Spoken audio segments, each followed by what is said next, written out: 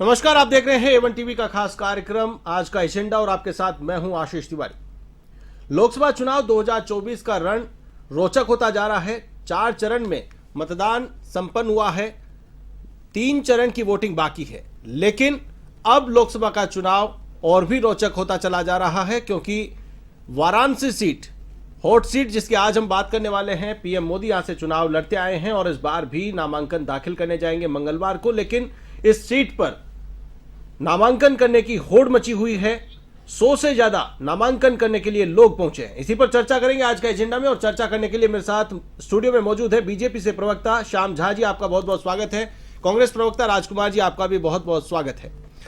सबसे पहले मैं सवाल करूंगा राजकुमार जी आपसे, पीएम मोदी के खिलाफ 100 से ज्यादा लोग नामांकन दाखिल करने पहुंचे हैं। क्या ये एक लोकप्रियता पाने के लिए कि मोदी के खिलाफ हम चुनाव लड़ रहे हैं, ये एक आतुरता है, या फिर क्या लोगों का गुस्सा है कि मोदी से मुकाबला करेंगे?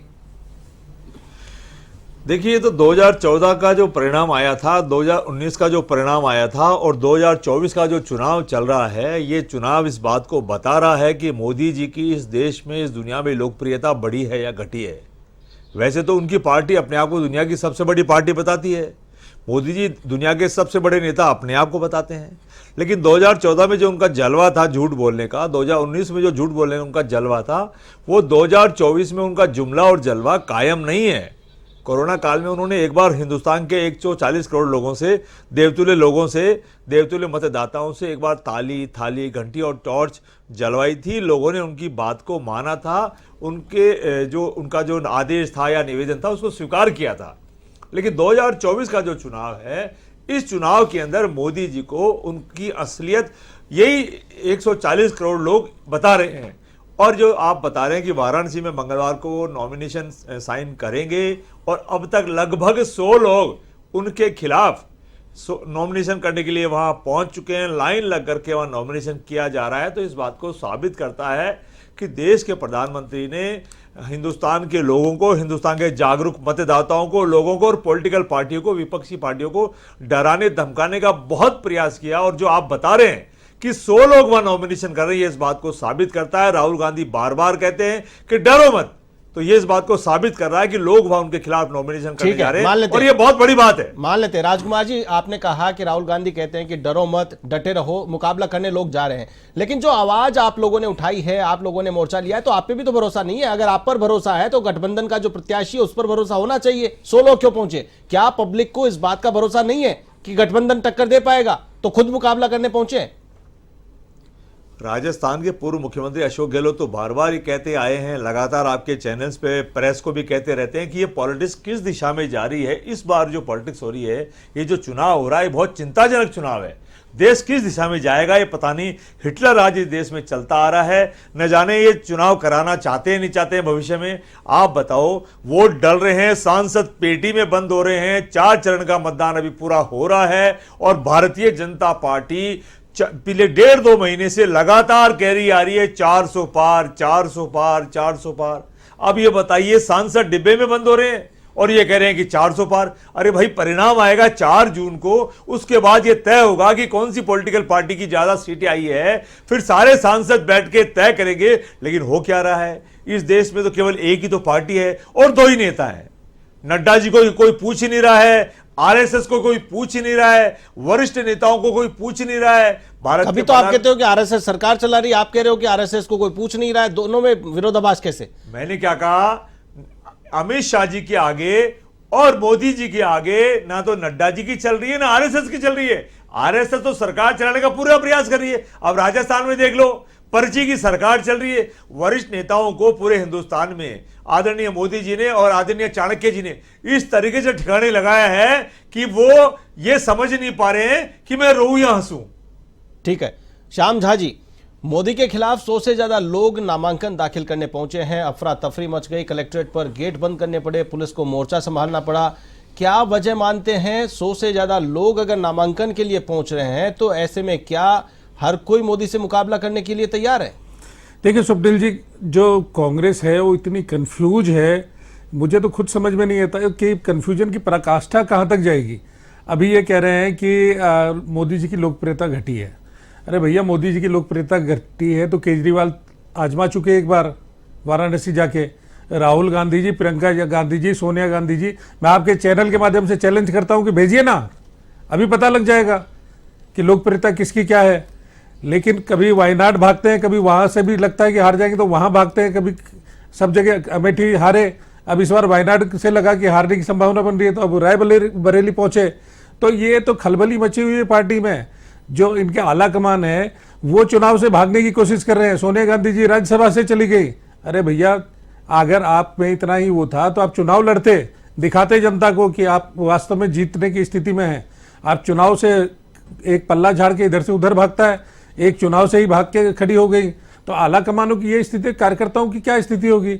और रही बात ये कि कुछ जो छुटपुट कार्यकर्ता हैं उनके माध्यम से अगर ये कोई नामांकन भरवाने की बात कर रहे हैं, हो सकता है षड्यंत्र होगा कांग्रेस पार्टी का, तो उससे हमें कोई फर्क नहीं पड़ता, भरने दीजिए। वो तो वोट तो उन्हीं का है, कांग्रेस का ही है। अगर वो षड्यंत्र होगा तो वो क्यों वहां पर पोलराइजेशन कराएंगे, वहां पर वोटों को ध्रुवीकरण क्यों कराएंगे? ये तो षड्यंत्र तो नहीं हो सकता, उनके सोचे समझे तो कैंडिडेट नहीं हो सकते। अभी कुछ समय पहले मैंने भी न्यूज चैनलों पर ही देखा था, कांग्रेस के कोई बहुत ही विद्वान व्यक्ति कह रहे थे कि भाई इतने नामांकन भरे जाएंगे तो बैलेट पेपर से चुनाव हो सकते हैं, कराए जा सकते हैं। इस तरह की कोई प्रक्रिया बताई थी, शायद आपने भी सुना होगा। तो हो सकता है उसका कोई प्रयोग करने की कोशिश कर रहे होंगे तो करें, कोई दिक्कत नहीं। लोकतंत्र है, जिस प्रकार भी करना चाहे करें, खुली चुनौती है। और मैं तो इनके आला कमानों को चुनौती देता हूं आपके चैनल के माध्यम से, आए मुकाबला करें, डरते क्यों हैं? बिल्कुल। तो क्या यहां पर ईवीएम का एग्जामिनेशन करने की कोशिश की जा रही है? प्रयोग कर सकते हैं, कांग्रेस पार्टी है, नए नए प्रयोग करते हैं। राहुल गांधी वाला सोने से आलू, आलू से सोना, और पता नहीं कौन कौन से नए प्रयोगशाला है कांग्रेस, आला कमान से लेकर नीचे कार्यकर्ताओं तक। बिल्कुल। राजकुमार जी, क्या प्रयोग करने जा रहे हैं? क्या ईवीएम पर भरोसा नहीं है, जो कि वहां एक सोची समझी प्लानिंग के तहत इस प्रकार से भीड़ लगाई जा रही है ताकि निर्वाचन आयोग ईवीएम से मतदान नहीं करा सके? आशीष जी, इस देश में मैंने कहा ना 140 करोड़ लोगों का विश्वास भारतीय जनता पार्टी से और खासकर दो लोगों से उठ चुका है। आप लगातार देख रहे हैं ये दोनों लोग पूरी भारतीय जनता पार्टी एडी से लेके चोटी तक का जोर लगा लगा करके नारे लगा रहे हैं, अधिक से अधिक मतदान करें, अपील कर रहे हैं। कांग्रेस पार्टी भी अपील कर रही है, सारी पॉलिटिकल पार्टी अपील कर रहे हैं, लेकिन आप देख रहे हैं कि वोट प्रतिशत घटता जा रहा है। अभी तो अधिक से अधिक मतदान नहीं, अभी तो अधिक से अधिक नामांकन कराए जाए, ये लग रहा है। मैंने क्या कहा कि वोट प्रतिशत बढ़ नहीं रहा है। अब आप नामांकन की बात करें तो देखो लोगों में कितना द्वेष है, कितनी नाराजगी है, कितना गुस्सा है कि प्रधानमंत्री के खिलाफ जहां वॉकओवर देना चाहिए, बिल्कुल दोनों हाथ खड़े करके सारी वाराणसी के लोग कहने चाहिए कि साहब आप तो वैसे ही पीएम बन जाओ, लेकिन 100 लोग अगर नॉमिनेशन करने जा रहे हैं तो क्या वॉकओवर देंगे तो आपका कैंडिडेट नहीं खड़ा होगा? देखिए, लोग जा रहे हैं, जनता वॉकओवर देती है, बाकी सारे जितने भी प्रत्याशी हैं निर्दलीय वो सारे नामांकन वापस लेते हैं। तो क्या आपके प्रत्याशी, कांग्रेस पार्टी के प्रत्याशी नामांकन वापस लेंगे वहां पर? ये जलवा प्रधानमंत्री जी का होना चाहिए, इतनी मधुरता प्रधानमंत्री जी के क्या सभी पॉलिटिकल पार्टियों से होनी चाहिए। पहले हुआ करता था, पहले एक जमाना हुआ करता था जब इंदिरा जी हुआ करती थी, वाजपेयी साहब हुआ करते थे, तो जहां बड़े नेता चुनाव लड़ते थे वहां एक तरह से वॉकआउट टाइप का माहौल बना दिया जाया करता था, सम्मान हुआ करता था। लेकिन जब से ये 10 साल में पॉलिटिक्स चली है, यहां तो न जाने क्या हो रहा है। मैं श्याम जी के साथ बैठ के चाय नहीं पी सकता, श्याम जी मेरे घर आ नहीं सकते। ये क्या वातावरण डेवलप कर दिया है। पहले के जमाने में थड़ियों पे बैठते थे और कांग्रेस, बीजेपी, पत्रकार सब लोग बैठ के गप्पे चप्पे मारते थे। तो ये वातावरण जो बना दिया है, ये राजनीति की, स्वच्छ राजनीति के लिए उचित नहीं है। वातावरण को गंदा कर दिया गया है। श्याम जी देखिए, तो किस प्रकार से फोन टेपिंग का मामला सामने आया, ओएसडी ने खुद ने बताया है कि वातावरण कौन गंदा करता है और राजनीति को कैसे दूषित किया जाता है। ये तो पूर्व मुख्यमंत्री अशोक गहलोत के ओएसडी ने बता दिया कि अपने ही विधायकों का कैसे फोन टेप कराया जाता है, कैसे उनकी निगरानी रखी जाती है, कैसे उनको एक तरह से नजरबंद करके रखा जाता है। तो ये तो वातावरण बिगाड़ कौन रहा है। और रही बात 400 पार की बात करते थे, तो आपके गहलोत साहब भी अभी कुछ दिनों पहले 150 पार की बातें करते थे। तब क्या हो गया था? तब लोकतंत्र खतरे में नहीं था, या तब क्या आपके ईवीएम हैक हो चुके थे? तो ये लक्ष्य लेकर के चला जाता है। राजनीति में इतनी समझ होनी चाहिए कांग्रेस पार्टी के नेताओं की। वो जो चुनाव के लेकर के 400 पार का नारा दे रहे हैं, इसका मतलब क्या? ये जो आवाज उठाते रहते हैं कांग्रेस पार्टी के बड़े नेता, उनको इतनी समझ होना चाहिए। एक लक्ष्य लेके चलती है कोई भी पार्टी। अब हम कोई कांग्रेस की तरह तो है नहीं कि ना हमारा कोई लक्ष्य ना हो, ना हमारा कोई विजन हो। तो इस तरह की हमारी पार्टी नहीं है। हमारा विजन भी है और लक्ष्य भी है। हम लक्ष्य और विजन के साथ आगे चलते हैं। तो इसलिए कांग्रेस चूंकि जानती है, उनके तो मुझे लगता है कि पिछली बार भी नेता प्रतिपक्ष की स्थिति नहीं थी, इस बार तो और भी बुरी स्थिति होने वाली है, तो वो तो इस तरह की बात करेंगे। लेकिन राजकुमार जी जो कह रहे हैं कि अगर देश का नेता है, प्रधानमंत्री है, तो छवि ऐसी होनी चाहिए कि 100 लोगों की कतार के बजाय सब लोग वॉकआउट कर दें और उन्हें सर्वसम्मति से ही निर्वाचित घोषित कर दें। जी, निर्विरोध निर्वाचन होना चाहिए। बिल्कुल, वही मैंने इतनी अभी लोकप्रियता बताया होनी कि चाहिए। कांग्रेस की जो विचारधारा, कांग्रेस की राजनीति जो अपने ही विधायकों के साथ इस तरह का प्रपंच रच सकते हैं, तो आप देख सकते हैं कि जो मैंने भी बताया कि पिछले कुछ समय पहले जो मीडिया में चला था कि इतने होना चाहिए तो बैलेट पेपर से वोटिंग होगी, तो उसका कोई नया प्रयोग करने की कोशिश है। तो वॉक ओवर, हमें कोई फर्क नहीं पड़ता, वॉक ओवर करें, आए मैदान में। मैं तो कह रहा हूँ राहुल गांधी जी आए, सोनिया गांधी जी आए मैदान में, पता तो चले।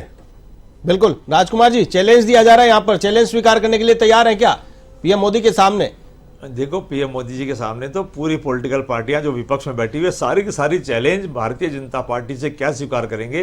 मोदी जी स्वीकार करें हमारा चैलेंज। इस बार हमने पहले ही कहा था, आज फिर आपके चैनल पे कह रहा हूं कि हिंदुस्तान में 400 पार भारतीय जनता पार्टी को सांसद विपक्षी पार्टियां नहीं लेने देगी, जो भारतीय जनता पार्टी मुंगेरी लाल के हसीन सपने देख रही है। और राजस्थान की जहां तक मैं बात करूं, राजस्थान में भी कांग्रेस पार्टी का छोटा बड़ा तमाम कार्यकर्ता भारतीय जनता पार्टी को 25 के 25 सांसद राजस्थान में नहीं लेने देगा।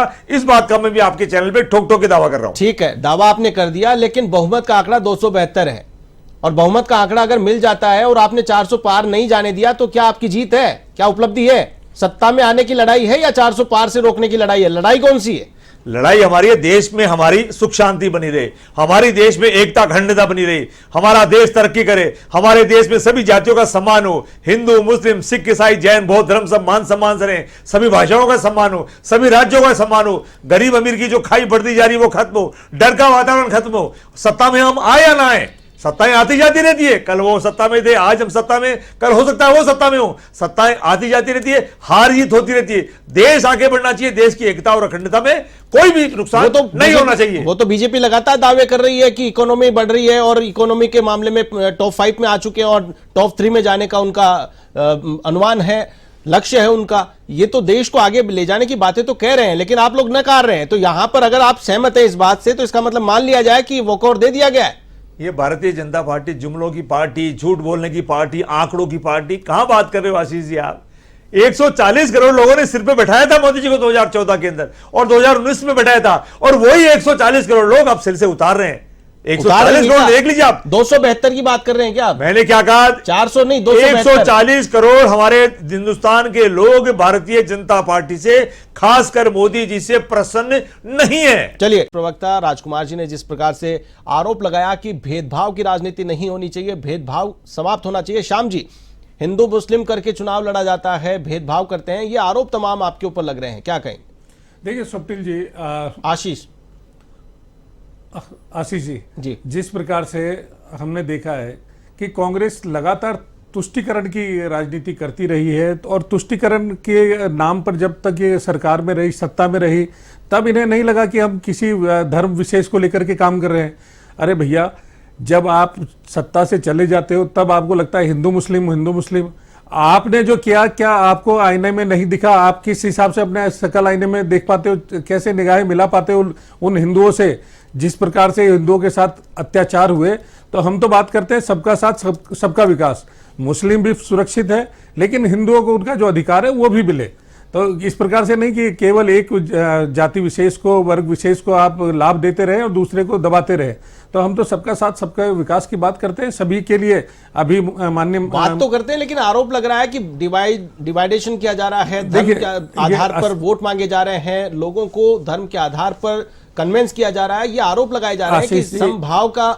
आशीष जी, आज एक चीज बताइए, माननीय प्रधानमंत्री मोदी जी ने जो हर घर जल योजना के तहत वाटर सप्लाई दिया, क्या हिंदू मुसलमान देख के दिया? जो मकान बने, जो शौचालय बने, जो हाईवेज बने, क्या हिंदू मुसलमान के लिए अलग अलग बने? सभी के लिए है।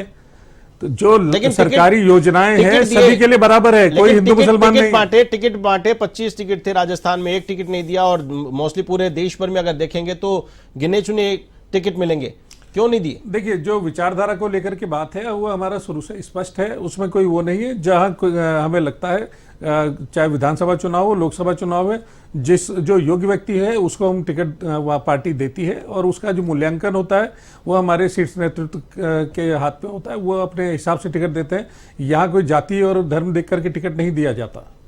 ओवैसी लगातार आरोप लगा रहे हैं कि बीजेपी मुसलमानों को पीछे छोड़ना चाहती है, उनके खिलाफ साजिश रच रही है। देखो, ओवैसी खुद क्या करते हैं और क्या साजिश करते हैं, उनके भाई क्या बयान देते हैं और वो किस प्रकार से अपने भाई को डिफेंड करते हैं, ये तो उन्हें सोचने की आवश्यकता है। किस प्रकार से बोला जाता है इस देश में, भारत में रह करके, और इस तरह की भाषा का प्रयोग किया जाता है कि 15 मिनट के लिए पुलिस हटा लो, हम बता देंगे हिंदुओं को तुम 100 करोड़ हो। तो ये विचारधारा और ये सोच, ये इस तरह की जो अलगाववादी सोच है, कौन किस तरह के लोग हैं ये, और फिर वो अगर आरोप लगाएं तो ये तो उनको खुद को सोचना चाहिए कि हम खुद क्या है और किस पे क्या आरोप लगा रहे हैं।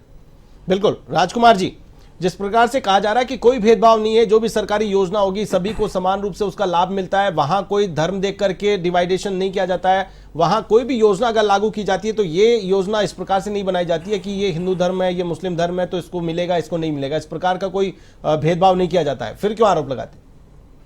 आप लगातार देख रहे हैं, जो 2014 में जब ये सत्ता में आए थे तो बड़ी बड़ी बातें करके आए थे कि 15 लाख आएंगे, अच्छे दिन आएंगे, काला दिन वापस लौटेगा, 2 करोड़ लोगों को प्रतिवर्ष रोजगार देंगे, किसानों की आय दुगनी करेंगे। उसके बाद ये सब हुआ क्या? ये सब इस देश में नहीं हुआ। इसके बाद इन्होंने कहा कि कांग्रेस मुक्त भारत करेंगे। भारतीय जनता पार्टी और आरएसएस लोग तो इसलिए इन दोनों नेताओं से नाराज हैं कि आप कह रहे थे कांग्रेस मुक्त करेंगे, आपने पूरी की पूरी भारतीय जनता पार्टी को कांग्रेस युक्त कर दिया।